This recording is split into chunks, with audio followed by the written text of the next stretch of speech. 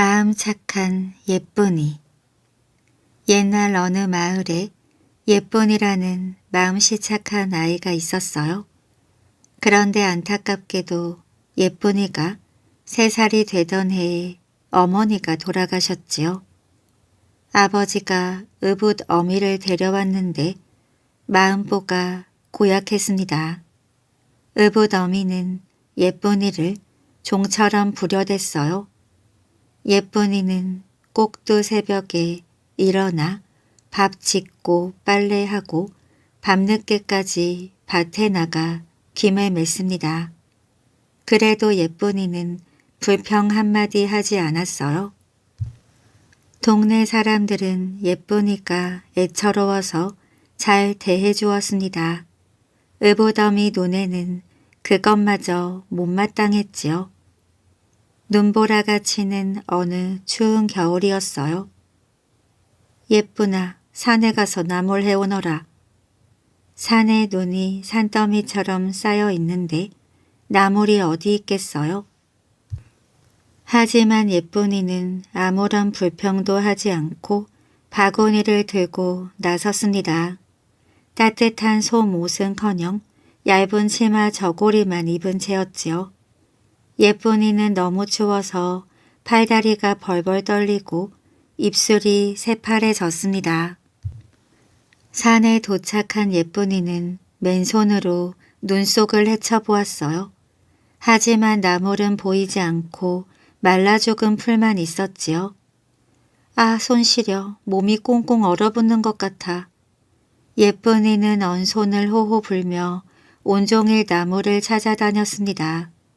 그러는 동안 어느새 저녁 해가 뉘엿뉘엿 넘어가고 있었지요. 어머나, 벌써 해가 졌네. 바위 틈에서 자고 내일 다시 찾아봐야지. 예쁜이는 주변을 둘레둘레 살피며 한참을 헤매고 다녔습니다. 그러다가 저 멀리 큰 바위 아래 동굴이 뚫려 있는 걸 보았어요. 예쁜이가 굴 속으로 들어가자 따스한 바람이 얼굴을 스쳤습니다. 어느새 꽁꽁 얼었던 예쁜이의 손과 발이 살살 녹기 시작했지요. 마치 포근한 엄마 품에 안겨있는 느낌이었습니다. 예쁜이는 자기도 모르게 자꾸자꾸 안으로 들어갔어요. 갑자기 예쁜이의 눈앞에 넓은 들이 펼쳐졌습니다. 들에는 조그마하고 오붓한 오막살이가 한 채 있었지요. 게다가 오막살이 주위에는 파릇파릇한 나물이 잔뜩 돋아나 있었습니다. 세상에, 이게 어찌 된 일이지? 예쁜이는 깜짝 놀라며 정신없이 나물을 뜯어 바구니에 담았어요. 예쁜이가 바구니에 한가득 나물을 담고 있을 때였습니다. 오막살이에서 아름다운 소년이 나오더니 상냥하게 말했지요. 나물하러 왔구나. 얼마든지 뜯어가렴. 예쁜이는 미안한 마음에 얼굴을 살짝 붉혔습니다. 내 이름은 버들이란다. 나물이 필요하면 언제든지 와. 버들아, 예쁜이가 왔다. 하면 문 열어줄게. 예쁜이는 그날 밤 버들이네 집에서 자고 다음 날 아침에 집으로 돌아갔어요. 의붓 어머니는 예쁜이가 돌아오지 않자 기다리다가 아침에 돌아오니 깜짝 놀랐습니다. 눈 속에서 죽었을 거라 생각하며 기다렸는데 나물까지 잔뜩 해왔으니 말이에요. 예쁜아, 내일 다시 가서 나물을 캐오너라. 예쁜이는 버들이가 있으니 하나도 걱정되지 않았어요. 신이 나서 토끼 걸음으로 산에 올라갔지요. 버들아, 예쁜이가 왔다. 예쁜이는 버들이가 일러준 대로 굴 앞에 서서 외쳤어요. 그러니까 바위 문이 열리고 버들이가 나왔습니다.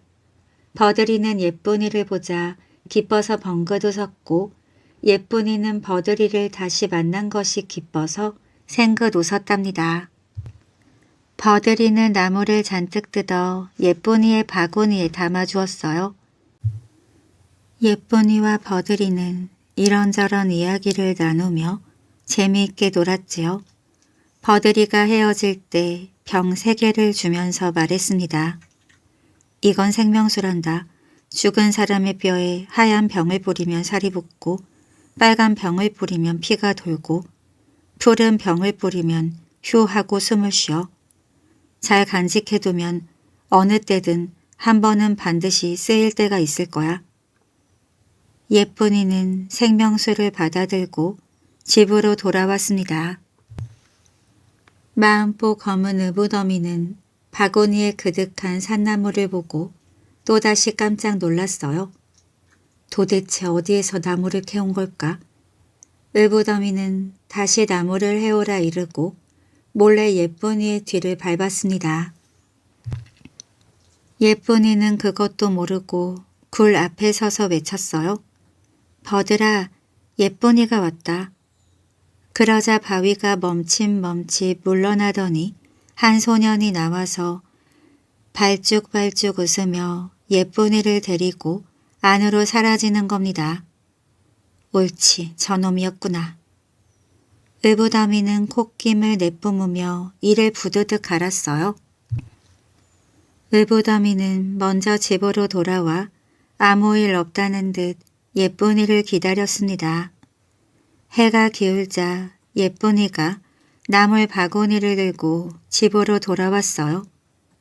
듣자 하니 너 산에 가서 사내를 만난다지. 바른 대로 말해. 의붓어미는 우레 같은 소리를 지르며 예쁜이를 부직갱이로 마구 때렸습니다. 예쁜이 몸은 온통 푸릇푸릇 멍이 들고 말았어요. 그러나 예쁜이는 꾹 참고 아버지에게 이르지 않았습니다. 이튿날 의붓어미는 어제 봐두었던 굴 앞으로 달려갔어요. 버들아, 예쁜이가 왔다. 의붓어미는 예쁜이 목소리를 흉내내어 버들이를 불렀죠. 바위가 옆으로 비켜서더니 생각했던 대로 버들이가 나타났습니다. 버들이는 방긋방긋 웃으며 예쁜이를 둘레둘레 찾았어요. 의붓어미는 바위 뒤에 숨어 있다가 박달나무 방망이로 버들이를 힘껏 때렸습니다. 가엾게도 버들이는 그만 그 자리에 쓰러져 죽고 말았답니다. 의붓어미는 죽은 버들이를 줄줄 끌고 굴 속으로 들어갔어요. 오막살이 안에다 버들이를 던져놓고 불을 놓았지요. 불쌍한 버들이는 집과 함께 타서 허연 뼈만 남고 말았습니다. 마음보 고약한 의붓어미는 빙글빙글 웃으며 집으로 돌아왔어요. 예쁘나, 내일 또 산에 가서 나물 해오너라. 의붓어미는 시치미를 뚝 떼고 말했습니다. 예쁜이는 의붓어미의 살가운 목소리가 어쩐지 마음에 걸렸어요. 예쁜이는 신나게 달려가 굴 앞에 서서 외쳤습니다. 버들아, 예쁜이가 왔다. 아무리 소리를 지르며 불러도 바위문은 꼼짝하지 않았어요. 예쁜이는 그만 서러운 생각이 들어 울먹이며 한 번 더 소리쳤습니다. 버들아, 예쁜이가 왔다. 아무런 대꾸가 없자 예쁜이는 이상한 생각이 들어 바위문을 밀어보았습니다. 예쁜이가 힘껏 바위문을 밀자 가까스로 좁은 틈이 생겼어요. 예쁜이가 얼른 바위 틈을 비집고 안으로 들어가 보니 오막살이는 온데간데 없고 뿌연 재와 허연 뼈만 남아 있었습니다. 예쁜이는 뼈만 남은 버들이를 끌어안고 서럽게 울었지요. 그러다가 문득 버들이가 주었던 병 3개가 생각났어요. 다행히도 의붓어미 몰래 고이 잘 감춰두었지요. 예쁜이는 얼른 집으로 달려가 병 3개를 들고 돌아왔어요. 예쁜이는 하얀 병을 기울여 버들이 뼈 위에 쭈르륵 뿌렸습니다. 그러자 불에 타서 빼빼하고 까무스름하던 뼈에 흐느적 붉으스름한 살이 붙었습니다. 이번에는 빨간 병을 열어 쭈르륵 뿌리니 불뚝불뚝 살이 뛰면서 피가 돌았지요. 마지막으로 파란 병을 쪼르륵 뿌렸습니다. 그러자 버들이가 숨을 한번 몰아쉬더니 눈을 번쩍 떴어요. 예쁜이는 너무 기뻐서 버들이를 끌어안고 자꾸자꾸 울었습니다. 예쁘나, 마음 쉬고 온 예쁘나, 그만 울려무나. 나는 너를 구하려고 내려온 하늘나라 사람이란다. 하늘에 계신 내 어머니가 나더러 너를 구해달라 부탁해서 온 거야. 그때 하늘에 오색 무지개 다리가 쓱 걸렸습니다. 자, 의부덤이 없는 하늘로 올라가서 행복하게 살자. 예쁜이와 버들이는 무지개 다리 위로 한 발 한 발 걸음을 옮겼어요. 둘은 덩실덩실 춤을 추면서 하늘로 올라갔답니다. 두꺼비 총각. 옛날에 자식 없는 가난한 부부가 살았습니다. 부부는 아이를 갖게 해달라고 몇 해를 빌었지요. 그 정성이 하늘에까지 닿았던지 마침내 아내의 배가 불러왔습니다. 날이 가고 달이 바뀌어 아내가 아이를 낳았는데 글쎄 사람이 아니라 옴 두꺼비를 낳았지 뭐예요. 부부는 놀라기도 하고 슬프기도 했지만 옴 두꺼비를 팽개치지 않고 잘 키웠습니다. 만난 거 챙겨 먹이며 사랑을 듬뿍 쏟았지요. 옴 두꺼비는 어리광을 피우며 나날이 쑥쑥 자랐습니다. 하루는 옴 두꺼비가 어머니 앞에 넙죽 엎드리며 말했어요. 어머니, 저도 이제 이렇게 자라서 어른이 되었으니 장가를 들겠습니다.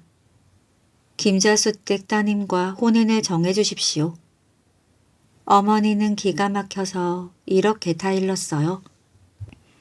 얘야, 사람도 아닌 두꺼비 몸으로 동네 제일 가는 양반집 딸과 혼인이라니 될 말이냐? 그러면 저는 촛불을 켜잡고 검을 들고 제가 나온 곳으로 도로 들어가겠습니다. 이리 으르고 저리 달래보았지만 옴두꺼비는 꿈쩍 않고 우겨댔습니다. 그래, 죽든 살든 좌수영감께 말이나 해보자. 아버지는 큰맘 먹고 좌수영감을 찾아갔어요. 그러고는 한참 동안 옷자락만 만지작대며 땀을 잘잘 흘리다가 간신히 입을 뗐지요. 우리 옴두꺼비 아들이 꼭 이댁 따님과 혼인하겠답니다. 죽더라도 말씀이나 드려보자고 왔습니다. 아버지는 그동안 일을 모두 아뢰었습니다. 좌수영감은 한동안 생각하더니 말했어요. 나 혼자 정할 일이 아니니 딸들에게 물어보겠네. 좌수영감이 단박에 썩 나가라고 고함칠 줄로만 알았는데 참 의외였지요. 옴두꺼비 아버지는 어찌나 고마운지 저를 꾸벅꾸벅 100번쯤 했습니다. 좌수영감은 지혜로워서 앞일을 잘 헤아렸어요. 그래서 옴두꺼비가 예사롭지 않은 인물일 거라 생각했지요. 영감은 곧장 세 딸을 불러 앉혔습니다. 옴두꺼비가 우리 집에 장가들겠다고 조른다는구나. 너희 가운데 하나에게 장가들지 못하면 제가 나온 곳으로 도로 들어가 버리겠다니 어쩌면 좋겠느냐. 목숨이 달린 중요한 일이니 내일까지 잘 생각해보고 누가 시집 갈지 말해다오. 다음 날 좌수영감은 딸들을 불러 모아서 다시 물었습니다. 너희 가운데 누가 옴두꺼비에게 시집 가겠느냐. 첫째 딸과 둘째 딸은 죽으면 죽었지 옴두꺼비에게 시집 갈 수 없다며 길길이 날뛰었어요. 하지만 속 깊은 막내딸은 차분히 대답했습니다. 아버지께서 옴두꺼비에게 시집 가라고 하시면 그 말씀을 따르겠습니다. 장하다. 내가 참 내 딸이로구나. 좌수는 크게 반기며 옴두꺼비 집에다 이 사실을 알렸습니다. 옴두꺼비 부모님은 눈물을 줄줄 흘리며 기뻐했지요. 물론 옴두꺼비도 무척 기뻐했습니다. 좌수는 막내딸을 하루바삐 시집 보내려고 서둘러 첫째와 둘째 딸을 먼저 혼인시켰어요. 옴두꺼비와 혼의 날이 다가올수록 첫째 딸과 둘째 딸은 막내를 더욱 못살게 굴었지요. 어디 시집갈 데가 없어서 옴두꺼비한테 시집을 가니 옴두꺼비랑 친척이 되다니 정말 부끄러운 일이야. 그러거나 말거나 막내딸은 꾹 참고 견뎠습니다. 드디어 혼인날이 되었어요. 옴두꺼비가 탄 말이 왈랑절랑 방울소리도 요란하게 좌수영감네 대문 앞에 도착했습니다. 말 등에 올라앉은 옴두꺼비는 기분이 좋은지 입을 넙죽넙죽 벌렸다 다물었다 하며 퉁방울 같은 눈을 번쩍였지요. 사람들이 모두 그 모습을 보고 빙글빙글 웃었습니다. 막내딸은 조금도 꺼리는 빛 없이 옴두꺼비 신랑을 반겨 맞았습니다. 옴두꺼비 남편이라도 아내 도리를 다 할 테야. 그날 밤 신방에 든 옴두꺼비 신랑은 막내딸에게 가위를 건네주며 말했어요. 이 가위로 내 등가죽을 쭉 베어주시오. 막내딸은 이상하게 여기면서도 시키는 대로 했습니다. 그랬더니 우들투들한 옴두꺼비 가죽 속에서 귀티가 흐르는 청년이 나왔습니다. 야광주같이 빛나는 눈과 기운차게 위로 올라간 눈썹이 예사사람 같지 않았지요. 신랑은 색시더러 이 사실을 아무에게도 말하지 말라고 했어요. 다음 날 막내딸은 하도 좋아서 해벌쭉 웃고 다녔지요. 옴두꺼비가 뭐가 좋다고 그렇게 실실대니? 아무것도 모르는 언니들은 막내를 비웃었습니다. 그날 좌수 영감집 사위들은 사슴 사냥을 나가기로 했어요. 첫째 사위와 둘째 사위는 어깨에 활을 메고 말에 훌쩍 올라타고는 옴두꺼비를 놀리듯 먼저 떠나버렸습니다. 옴두꺼비는 하인 하나를 데리고 설렁설렁 걸어서 그 뒤를 따랐지요. 첫째와 둘째 사위는 산에 오르자마자 말을 내달리면서 이리저리 산 짐승을 몰았습니다.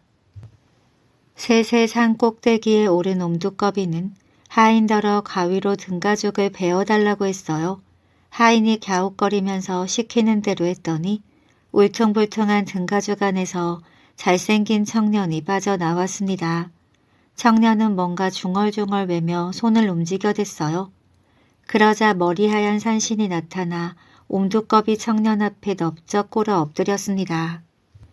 옴두꺼비 청년이 산신에게 일렀습니다. 사슴이 100마리쯤 필요하니 수고스럽겠지만 좀 잡아다 주게. 네, 곧 가져다 드리겠습니다. 산신은 몸을 낮춰 절하더니 온데간데 없이 사라졌어요. 잠시 뒤 사슴 100여 마리가 청년 앞으로 몰려왔습니다. 하인은 청년의 신비한 능력에 놀라 연거푸 절을 해댔지요. 청년은 다시 옴두꺼비가 되어 사슴무리를 몰고 산을 내려갔습니다. 사슴들은 순순히 옴두꺼비 뒤를 줄레줄레 따랐지요. 첫째 사위와 둘째 사위는 여기저기 숨가쁘게 쫓아다녔지만 사슴은커녕 다람쥐 한 마리도 잡지 못했습니다. 그러니 옴두꺼비가 사슴 100여 마리를 잡아오는 걸 보고는 놀라 자빠질 뻔했지요.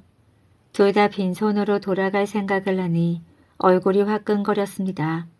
저놈의 두꺼비가 사슴을 잡았다고 믿을 사람이 있겠는가? 그냥 우리가 사슴을 몰고 내려가세. 두 사람은 잽싸게 말을 내달려서 옴두꺼비보다 먼저 사슴을 몰고 집으로 갔어요. 우리가 사냥해서 잡은 사슴들입니다.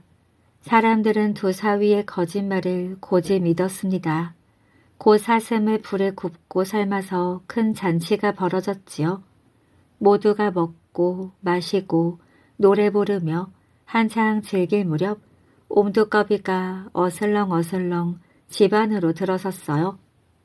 이렇게 늦은 걸 보니 내 서방이 사슴 수천 마리를 잡아왔나 보다. 첫째와 둘째가 막내를 놀려댔습니다. 어이, 옴두꺼비 신랑, 이리 와서 같이 마시고 두꺼비 소리나 한번 내보게. 두 사위도 옴두꺼비를 깔보며 놀렸어요. 옴두꺼비는 아무 말 없이 자리에 앉아서 잘 먹고 잘 마셨습니다. 그리고 제 색시를 부르더니 가위를 가져오라 일렀지요. 막내딸은 가위를 가져와서 옴두꺼비의 등가죽을 찢었습니다. 그러자 그 안에서 멋지고 훌륭한 청년이 나왔어요. 청년이 이글대는 눈으로 주위를 둘러보자 모두 벌벌 떨며 몸을 오그라뜨렸지요. 첫째 딸, 둘째 딸, 첫째 사위, 둘째 사위는 그동안 한 짓이 있어서 부들부들 떨었습니다. 죽을 죄를 지었습니다. 제발 용서해 주십시오. 옴두꺼비 청년은 아무 말도 하지 않고 좌수영감 부부 앞에 엎드려 큰 절을 올렸습니다. 첫째 딸, 둘째 딸, 첫째 사위, 둘째 사위에게도 절을 했지요. 그러고는 색시를 등에 업고 제 부모는 양쪽 겨드랑이에 끼고는 훨훨 날아서 하늘로 올라갔어요. 좌수영감 부부는 한없이 기쁜 얼굴로 그 모습을 바라보았답니다. 노르의 꽁지. 옛날, 아주 오랜 옛날 어느 바닷가 마을에 소금장수가 살고 있었습니다. 소금장수는 꾀가 많았지만 힘이 약했어요. 다른 소금장수들은 소금 가마니를 번쩍번쩍 들어 올리는데 이 소금장수는 작은 자루 하나 드는 것도 쩔쩔맸거든요. 마을 사람들은 소금장수를 보고 이렇게 말했습니다. 그렇게 약한 몸으로 소금을 발로 다니는 게 용안에 그려. 어느 더운 여름날 소금장수는 소금을 팔러 길을 떠났어요. 크고 튼튼한 말 등에 소금 가마니를 한가득 싣고서 말입니다. 어쩌겠어요. 몸이 약하니 튼실한 말이라도 있어야 하잖아요. 소금 가마니를 잔뜩 짊어진 말이 달각달각 걸을 때마다 왈랑절랑 방울소리가 요란하게 울렸지요. 소금장수가 깊은 산속에 막 들어섰을 때였습니다. 커다란 범 한 마리가 소금장수 앞에 떡 버티고 서 있는 거예요. 왕방울만한 눈이랑 얼룩덜룩한 털이 여간 사나워 보이지 않았습니다. 소금장수는 팔다리가 부들부들 떨리고 간이 콩알만해졌어요. 말만 들었지 범을 실제로 본 건 처음이었거든요. 그런데 가만히 보니 범도 말을 처음 보는 것 같았습니다. 소금장수를 잡아먹을 생각은 않고 말을 보며 고개만 갸웃거리지 뭐예요. 여보시오 소금장수, 저것이 무엇이오? 범은 더위에 축 늘어진 말 고추를 가리키며 물었습니다. 옳지, 범을 잔뜩 겁주어야겠다. 까딱 잘못하다간 내 목숨이 위태로울 판이니. 소금장수는 정신을 바짝 차리고 꾀를 내었습니다. 그건 말이냐? 그건 범을 쏘는 불총이란 것이다. 불총? 범은 소금장수의 말에 깜짝 놀라 눈이 휘둥그레졌어요. 하지만 범은 고개를 갸웃거리며 다시 물었습니다. 이보시오, 소금장수, 저기 저 참외 같은 것은 무엇이오? 범은 말 고추 뒤에 둥글고 길게 늘어진 것을 가리키며 물었어요. 이건 말이냐? 이건 범을 잡아서 가두는 주머니다. 소금장수는 속으로 싱긋 웃었지요. 아무래도 범이 잔뜩 겁을 먹은 것 같았거든요. 그렇지만 범이 누군가요? 숲속의 왕이잖아요. 범은 쉽게 도망가지 않고 이번에는 말 목에 걸린 방울을 가리키며 물었어요. 저건 또 무엇이오? 그건 범을 잡아먹는 오르릉새다. 소금장수가 냉큼 대답했습니다. 오르릉새? 세상에 별 무서운 짐승도 다 있네. 범은 속으로 겁이 바짝 났지요. 그래도 궁금한 건 참지 못하는 성미인지라 굽실굽실 말 곁으로 다가갔습니다. 이키, 범이 이제 우리를 잡아먹으려나 보구나. 겁이 난 소금장수는 얼른 말 방울을 떼어내어 눈 깜짝할 사이에 범의 꽁지에 매달았어요.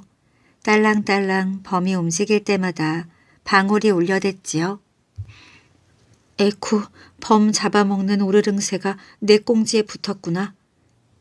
이를 어째? 이거 참 큰일 났네. 범은 꽁지가 빠져라 앞으로 마구 내달렸습니다. 하지만 앞만 범이 달아나도 오르릉새는 떨어질 줄 몰랐지요. 딸랑딸랑 범은 무서워서 더 빨리 뛰었습니다. 범은 숨이 턱까지 찬 나머지 앞도 잘 보이지 않았어요. 그래도 무서워서 멈출 수가 없었지요. 범은 급히 뛰다가 그만 커다란 소나무에 꽁지가 걸리고 말았습니다. 그 바람에 꽁지에 달려있던 말방울이 소나무 가지에 탁 걸렸지 뭐예요. 범은 그런 줄도 모르고 달리고 또 달렸습니다. 범은 한참 뒤 어느 커다란 나무 아래에 다다랐어요. 이제 오르릉새 소리가 들리지 않잖아. 범은 그제야 털퍼덕 주저앉아서 쉬었습니다. 살았다 살았어. 그때 어디선가 노루 한 마리가 껑청껑청 뛰어왔습니다. 범 아저씨 왜 그러고 계세요? 노루는 헐떡헐떡 숨이 가쁜 범에게 물었지요. 말도 마라. 오르릉새가 날 잡아먹으려고 내 꽁지에 붙었지 뭐냐. 범의 말을 들은 노루는 피식 웃었어요. 범을 잡아먹는 새가 세상에 어디 있어요? 아니야. 정말 있다니까. 날 잡아먹으려고 했단 말이야. 범은 생각만 해도 끔찍하다는 듯 고개를 절레절레 흔들었습니다. 말도 안 돼요. 거짓말하지 마세요. 노루는 영 믿지 않는 눈치였지요. 범과 노루는 오르릉새가 있느니 없느니 하면서 한참을 다투었습니다. 그럼 오르릉새가 있다는 곳에 어디 한번 가봐요. 신랑이 끝에 노루가 말했어요. 그래 좋다. 범은 얼른 일어나 앞장서 걸었습니다. 그런데 조금 가더니 슬금슬금 꽁무니를 빼는 거예요. 오르릉새가 제 꽁지에 또 붙을까봐 은근히 겁이 났던 겁니다.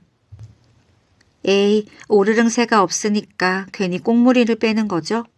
아니야, 그게 글쎄. 범은 앞만 생각해도 겁이 났습니다.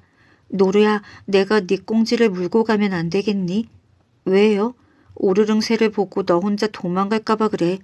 그러세요. 보나마나 오르릉새는 없을 텐데요 뭐. 노루는 선선히 꽁지를 내주었어요.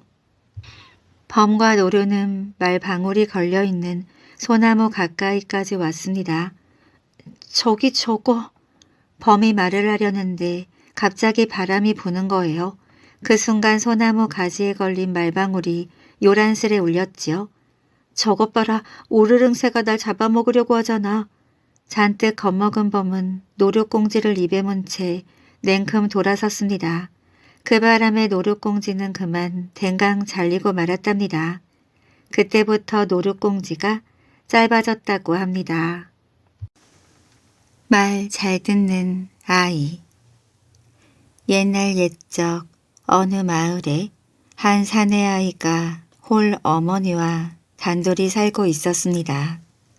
이 아이는 좀 어수룩하긴 해도 어머니 말을 참 잘 들었어요. 죽으라면 죽는 신용까지 할 만큼 잘 들었습니다.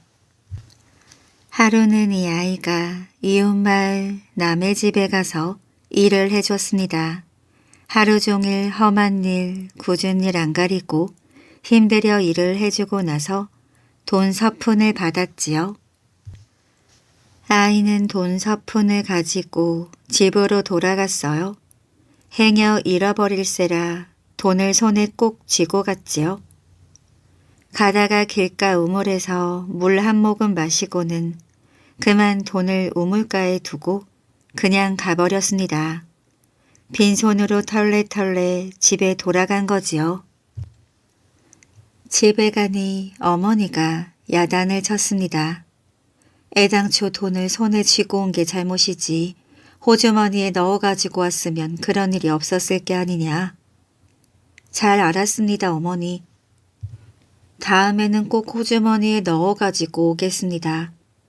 아이는 단단히 다짐을 했지요. 그 다음 날 아이는 또 이웃마을 남의 집에 가서 일을 했습니다. 하루 종일 일을 해주고 나니 주인 집에서 품삯을 주는데 이번에는 돈을 안 주고 강아지를 한 마리 주었습니다. 이 강아지를 어떻게 가지고 간담? 옳지, 어머니가 호주머니에 넣어 가지고 오라셨지. 아이는 강아지를 호주머니에 넣었어요. 안 들어가려고 발버둥 치는 걸 달래고 달래서 겨우 호주머니에 넣었지요. 그런데 가다가 강아지가 답답하니까 호주머니 실밥을 뜯고 밖으로 튀어나가 버렸습니다. 튀어나가서 아주 멀리 달아나 버렸어요. 아이는 이번에도 빈손으로 털레털레 집에 돌아갔습니다. 집에 가니 어머니가 또 야단을 쳤습니다. 그럴 땐 새끼줄로 목을 묶어서 끌고 왔어야지. 잘 알았습니다, 어머니. 다음에는 꼭 새끼줄로 목을 묶어서 끌고 오겠습니다. 아이는 단단히 다짐을 했어요. 그 다음 날 아이는 또 이웃마을 남의 집에 가서 일을 했습니다. 하루 종일 일을 해주고 나니 주인 집에서 뭘 주는가 하니 이번에는 생선 한 마리를 주었습니다. 이 생선을 어떻게 가지고 간담? 옳지, 어머니가 새끼줄로 목을 묶어서 끌고 오라셨지. 아이는 생선을 새끼줄로 묶어서 끌고 갔어요. 집에 가서 보니 생선 살점은 다 떨어져 나가고 뼈만 앙상하게 남아 있었습니다. 넌 어쩌자고 생선을 그 꼴로 만들어 왔니? 그런 건 종이에 싸서 새끼줄로 몸통을 묶은 다음 어깨에 척 메고 와야지. 잘 알았습니다, 어머니. 다음부터는 꼭 종이에 싸서 새끼줄로 몸통을 묶은 다음 어깨에 척 메고 오겠습니다. 아이는 단단히 다짐을 했습니다. 그 다음 날 아이는 또 이웃마을 남의 집에 가서 일을 했어요. 하루 종일 일을 해주고 나니 주인 집에서 품삯을 주는데 이번에는 당나귀 한 마리를 주었습니다. 커다란 당나귀를 턱 받고 보니 눈앞이 캄캄했지요. 이걸 대체 어떻게 가지고 간담? 옳지, 어머니가 종이에 싸서 새끼줄로 몸통을 묶은 다음 어깨에 척 메고 오라셨지. 아이는 여기저기 다니면서 종이를 주워다가 당나귀를 쌌습니다. 눈만 빼놓고 모두 쌌지요. 종이로 당나귀 몸을 다 싸서 몸통 가운데를 새끼줄로 묶었습니다. 그걸 어깨에 메고 갈 생각이었지요. 그런데 당나귀를 맨다는 게 어디 쉬운가요? 제 몸집보다 큰 당나귀를 매려니 난리도 아니었지요. 당나귀 배 밑에 들어가서 버둥거리는 꼴이 그 꼴을 해서 집으로 가는 그 모습이 여간 우스운 게 아니었습니다. 그때 마침 원님 행차가 그 길을 지나게 되었어요. 원님 딸이 병에 걸려 며칠째 먹지도 못하고 말도 못하기에 바깥 구경이나 시켜주려고 가마에 태워 나온 것입니다.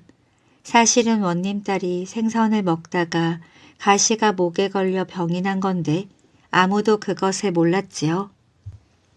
원님 딸이 가마를 타고 가다가 이 아이가 당나귀를 종이에 싸서 메고 가는 걸 보게 되었습니다. 그걸 보니 얼마나 우스웠을까요? 멀쩡한 당나귀를 눈만 빼고 온통 종이로 싸 바른 데다가 그걸 어깨에 매겠다고 당나귀 배 밑에서 버둥거리는 걸 보니 웃음이 안 나올 수가 없었습니다.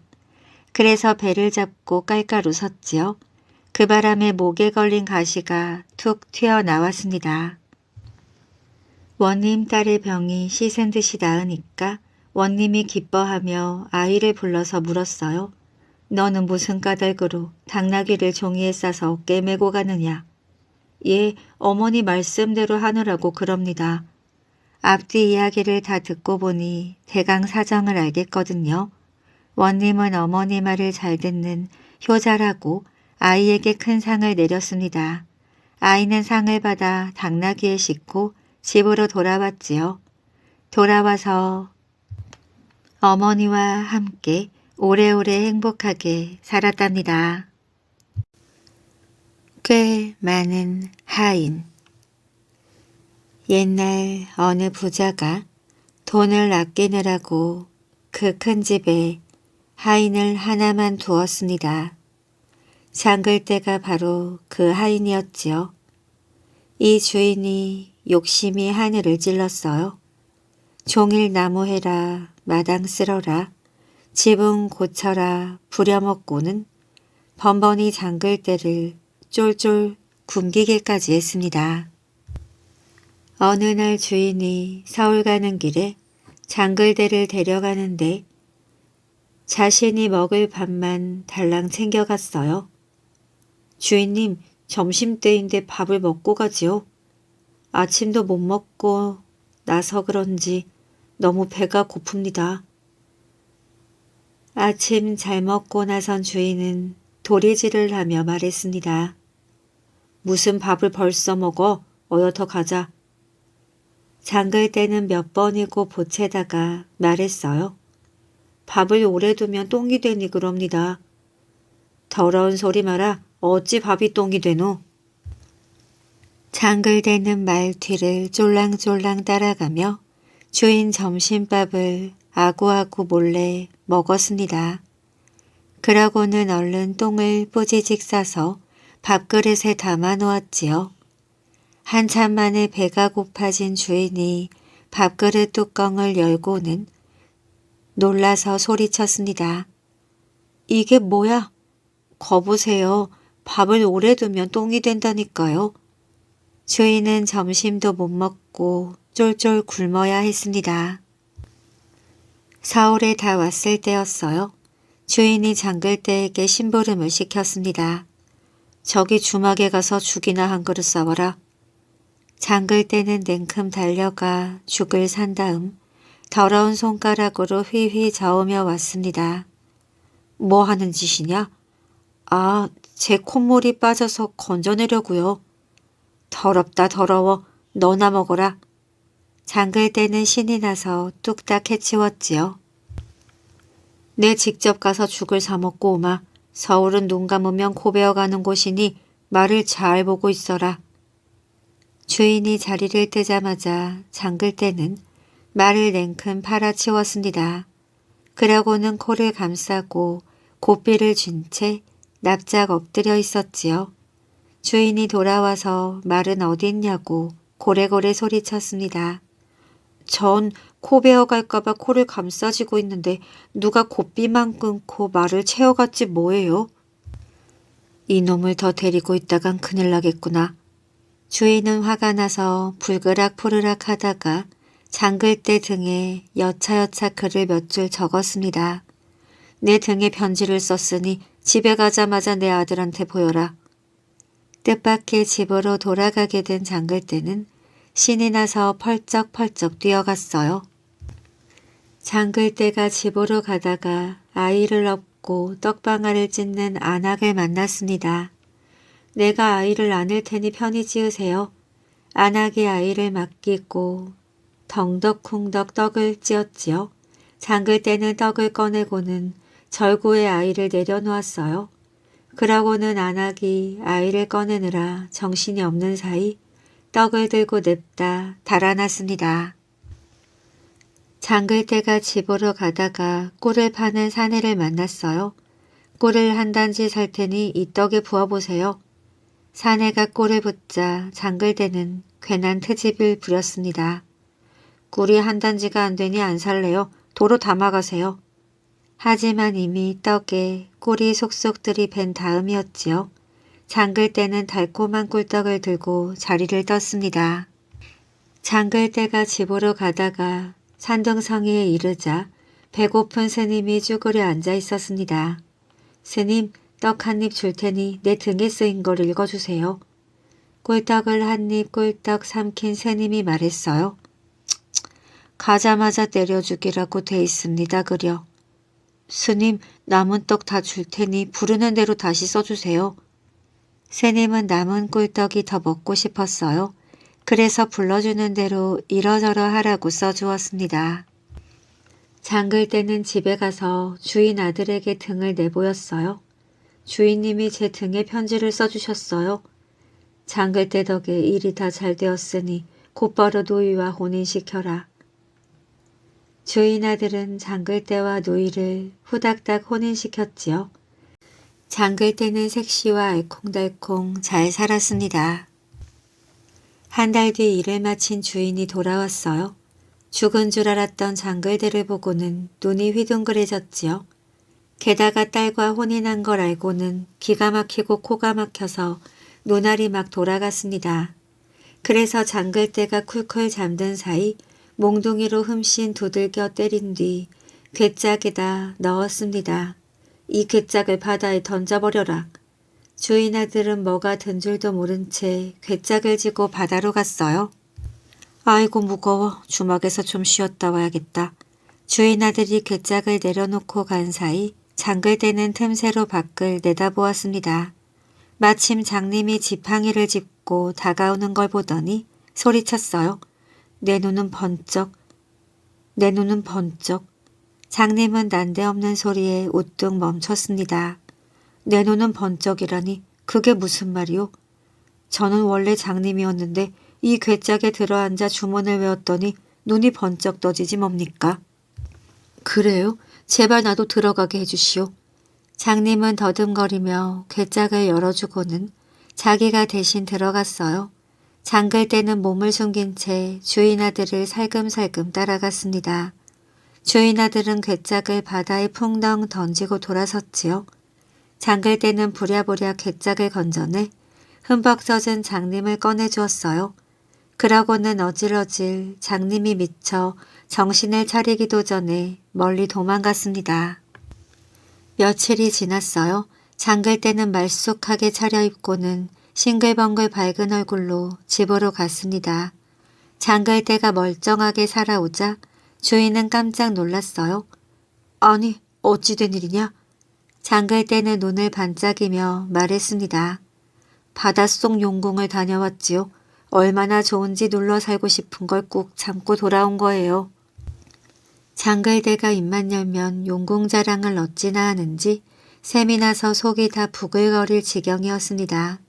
주인은 욕심이 뻗쳐 밤새 끙끙대다가 날이 밝기도 전에 몰래 바다로 갔어요. 그러고는 저 죽을 줄 모르고 바다로 풍덩 뛰어들었지요. 그 뒤로 아무도 주인을 보지 못했습니다. 잠글대와 남은 사람들은 행복하게 잘 살았답니다. 새잡이 총각. 옛날에 새잡이 총각이 살았습니다. 대나무 활 하나로 새를 잡는데 얼마나 솜씨가 좋던지 다들 총각을 새새비라고 불렀어요. 하루는 새새비 눈에 어느 집 나뭇가지에 앉은 참새 한 마리가 보였습니다. 새새비가 화살을 겨누어 쏘았지요. 화살 맞은 새는 담장 안으로 떨어졌습니다. 새새비가 담을 넘어갔더니 한 처녀가 배를 짜고 앉아 있었어요. 내 잡은 새 주우러 왔소. 새새비는 새를 주워들고 천연덕스럽게 말했습니다. 아이고, 배가 고프니 곧바로 구워야겠네. 그러고는 마당에서 모닥불을 피워 새를 굽기 시작했어요. 고기 굽는 냄새가 사방팔방 퍼져 나갔지요. 고기가 다 익자 새새비가 반을 나누더니 처녀한테 내밀었습니다. 입이 둘인데 어찌 혼자 먹겠소? 처녀는 망설이다가 받아먹었어요. 다음 날도 새새비는 처녀 집에 가서 새를 잡았습니다. 이번에도 새를 구워서 반을 처녀에게 주었지요. 그러자 처녀는 또 받아 먹었습니다. 그 다음 날에는 처녀가 배를 다 짜도록 총각이 오지를 않았어요. 처녀가 돌멩이를 집어 새한테 던졌지만 맞을 리가 있나요? 그때 새세비가 들어서면서 소리쳤지요.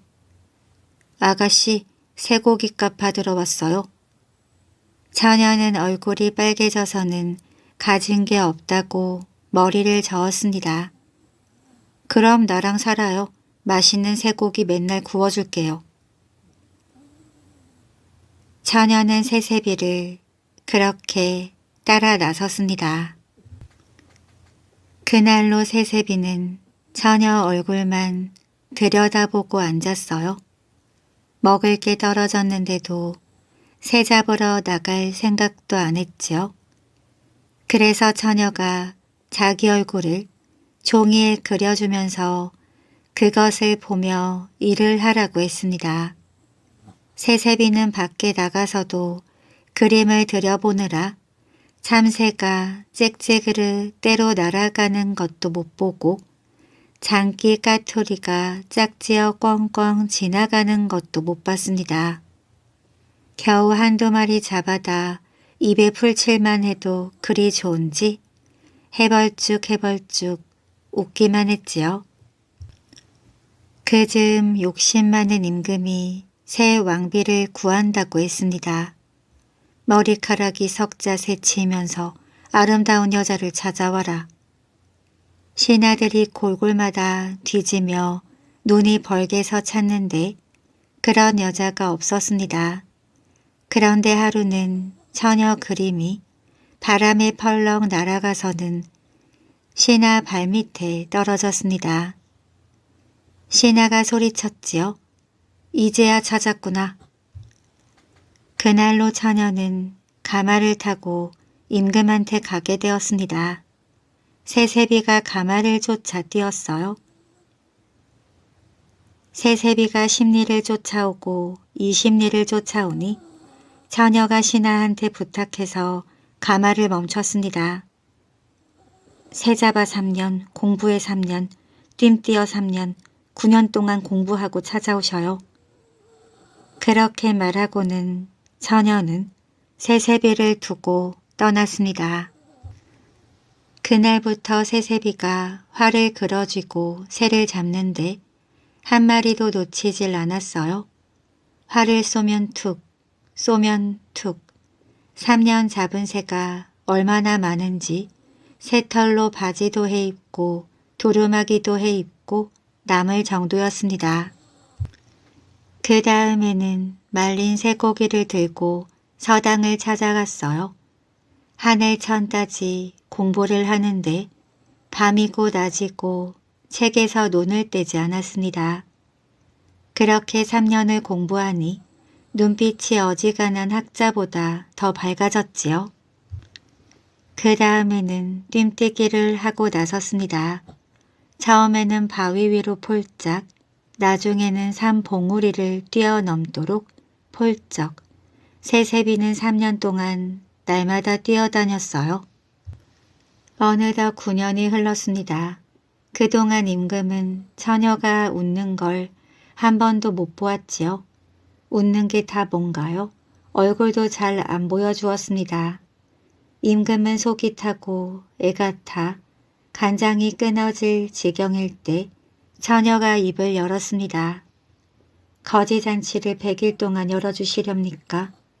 임금은 두 말 않고 알았다 했습니다.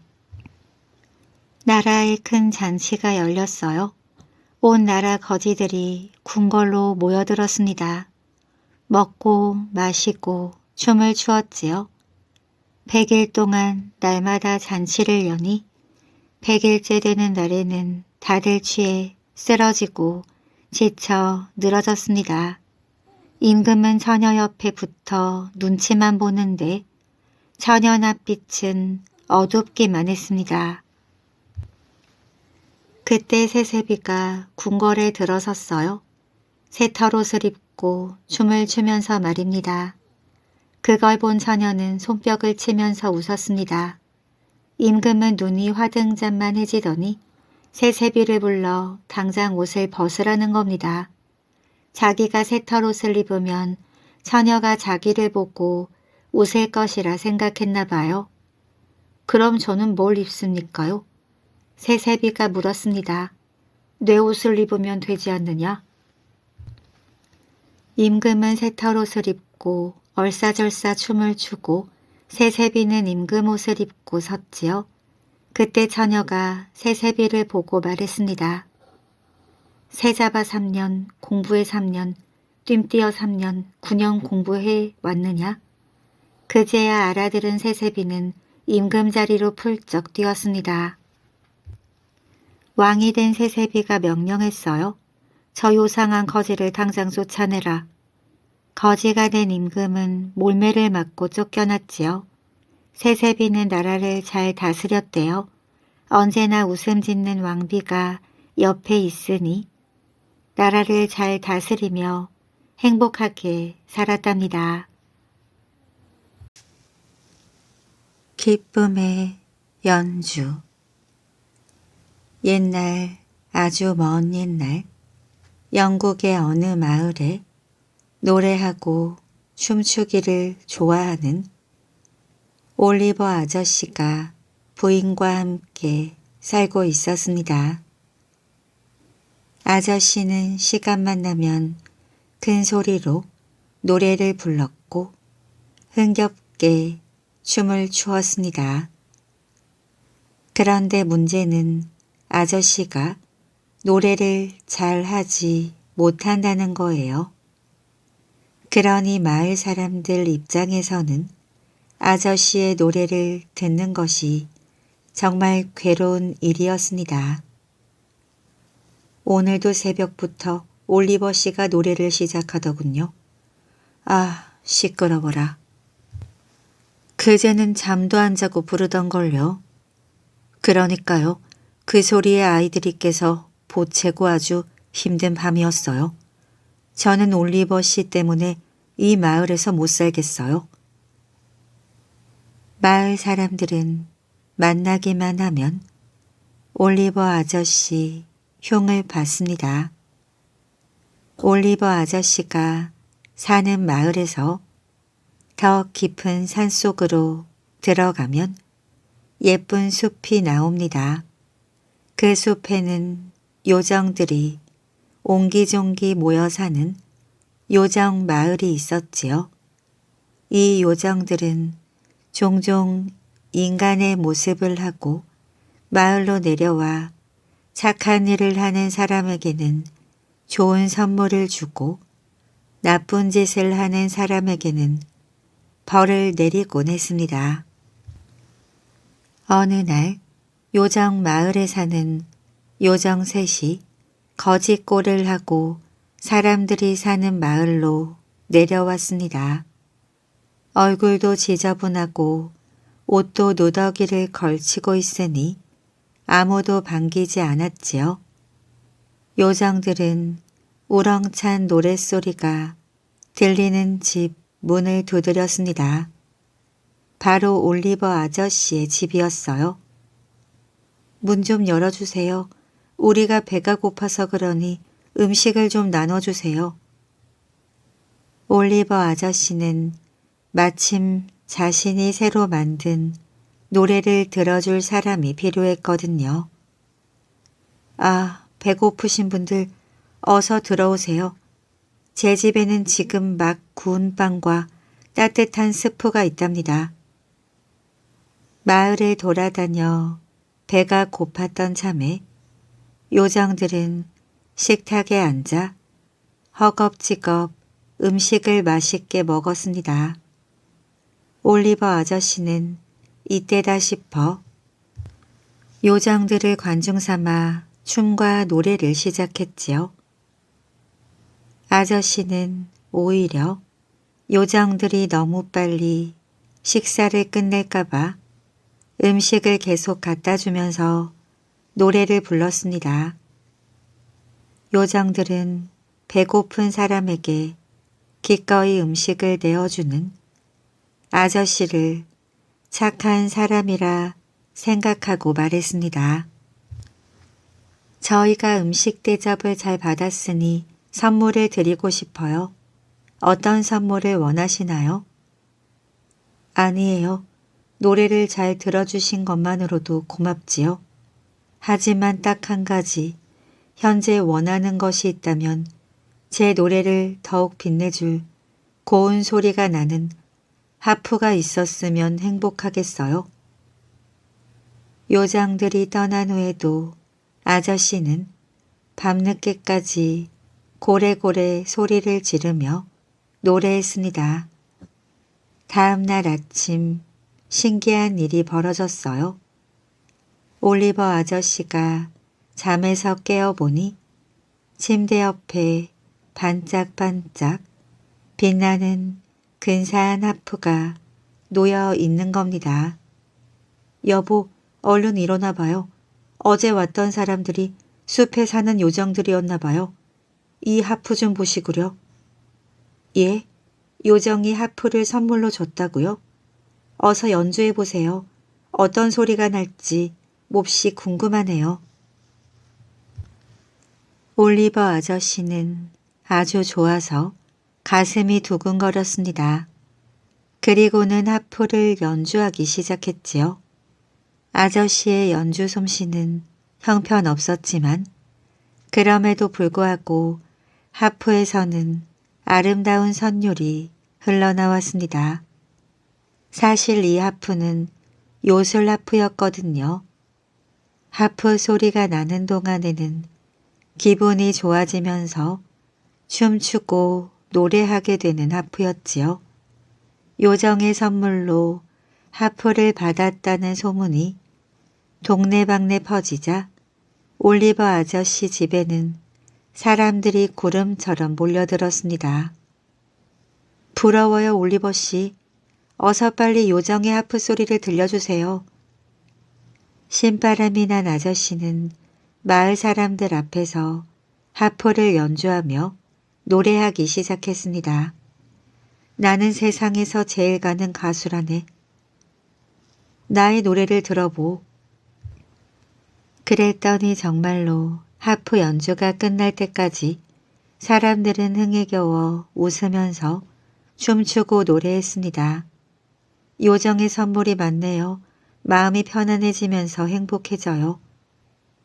기분이 울적한 사람도, 병이 들어 아픈 사람도, 아이들도, 어른들도 모두 덩실덩실 춤을 추게 되었습니다. 그날부터 올리버 아저씨 집에는 밤낮으로 하프 소리를 들으며 노래하고 춤추고 싶은 사람들로 가득했습니다. 그래, 바로 이거야. 사람들이 드디어 내 노래의 매력에 푹 빠진 거야. 하지만 어느 순간 올리버 아저씨는 자신의 연주와 노래 때문이 아니라 하프 소리 때문에 사람들이 즐거워진다는 걸 알게 되었습니다. 그러자 나쁜 마음이 들었지요. 그래서 그동안 아저씨에게 노래를 못한다고 흉을 보던 사람들을 모두 불러 한자리에 모았습니다. 반갑습니다, 여러분. 오늘 밤 제 하프 소리와 함께 신나게 즐겨보세요. 올리버 아저씨가 노래하며 하프 연주를 시작하자 그동안 흉을 보던 사람들도 기분이 좋아져서 춤을 추었습니다. 우리가 그동안 잘못 알고 있었나 봐요. 올리버 씨의 노래와 연주를 들으니 즐거워지는군요. 오늘 밤은 정말 행복하네요. 하지만 연주가 끝나지 않자 사람들은 점점 지쳐갔지요. 올리버 씨, 계속 춤을 추었더니 팔다리가 아파서 몹시 힘들어요. 다음에 다시 올 테니 오늘은 이제 연주를 멈춰주세요. 아저씨는 골탕을 먹이려고 작정했기 때문에 사람들이 모두 지쳐 쓰러지는데도 멈추지 않았습니다. 올리버 씨, 제발 그만이요. 꼴 좋다. 그동안 내 흉을 그렇게 보더니 맛이 어떠냐? 아저씨는 멈추지 않고 오히려 더 크게 연주를 했지요. 그런데 그 순간 뚝 하고 하프줄이 끊어지더니 스르르 사라져 버렸습니다. 화가 난 요정들이 이 사실을 알고는 도로 가져간 것입니다. 그날 밤부터 올리버 아저씨는 매일 이런 기도를 했답니다. 요정님, 제발 요술 하프를 돌려주세요. 하지만 소용없는 일이었답니다. 오늘도 이야기 재미있게 잘 들으셨나요? 만해 한용운 선생님의 시 알 수 없어요에는 타고남은 제가 다시 걸음이 됩니다 라는 구절이 있습니다. 오늘 들려드린 신기한 은행나무 이야기에서도 은행나무를 재로 만들어 뿌렸는데 은행나무로 다시 태어나고 재가 된 나무가 말도 하였습니다. 죽음 속에 생명이 깃들어 있음을 보여주는 이야기입니다.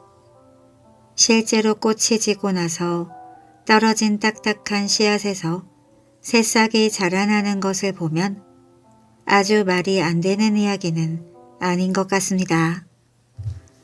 오늘도 우리에게 지혜를 알려주는 옛날 이야기와 함께 편안한 잠자리 되시기를 바랍니다.